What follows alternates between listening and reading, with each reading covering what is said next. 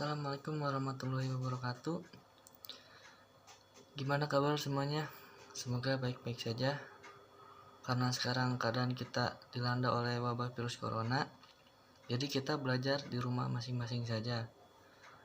Jadi di sini Bapak akan menjelaskan sejarah Kerajaan Mataram.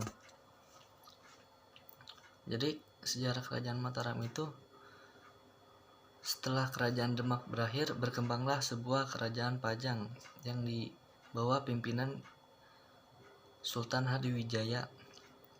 Nah, pada masa pemerintahan Sultan Hadiwijaya, kerajaan Pajang berkembang dengan baik, sehingga ia berhasil menjatuhkan Arya Penangsang yang berusaha merebut kekuasaannya. Dan di masa pemerintahannya, Sultan Hadiwijaya dibantu oleh Ki Ageng Pamanahan atau Ki Gede Pamanahan. Untuk menghargai jasa-jasanya, Ki Gede Pamanahan diangkat sebagai adipati di kerajaan Pajang. Dan putra Ki Ageng Pamanahan yang bernama Raden Bagus Sutawijaya diangkat sebagai anak oleh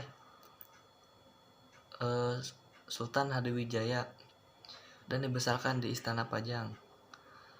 Nah, pada tahun 1582, Sultan Hadiwijaya meninggal dan digantikan oleh anaknya yang bernama Pangeran Benowo, raja yang lemah. Sementara itu, Sultan Sutawijaya yang menggantikan ayahnya semakin menguatkan kekuasaannya hingga kerajaan Pajang jatuh ke tangannya.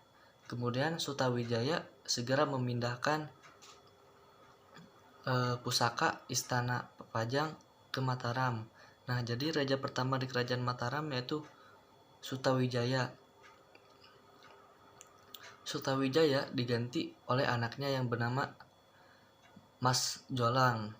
Lalu Mas Jolang digantikan lagi oleh anaknya yang bernama Mas Rangsang atau Sultan Agung. Nah, pada masa kerajaan Sultan Agung,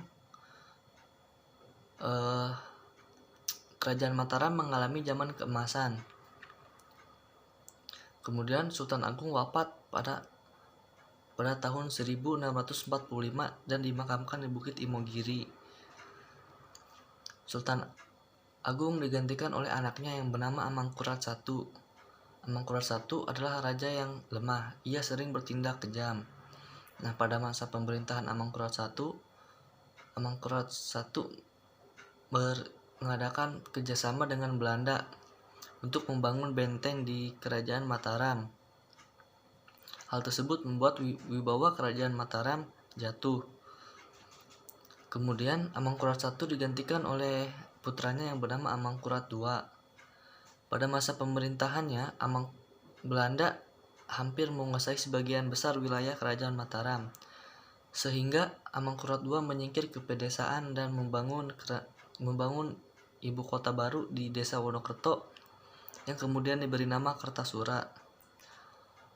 Kemudian Amangkurat II digantikan oleh Amangkurat III, dan selanjutnya secara berturut-turut Amangkurat III digantikan oleh Pakubuwono I.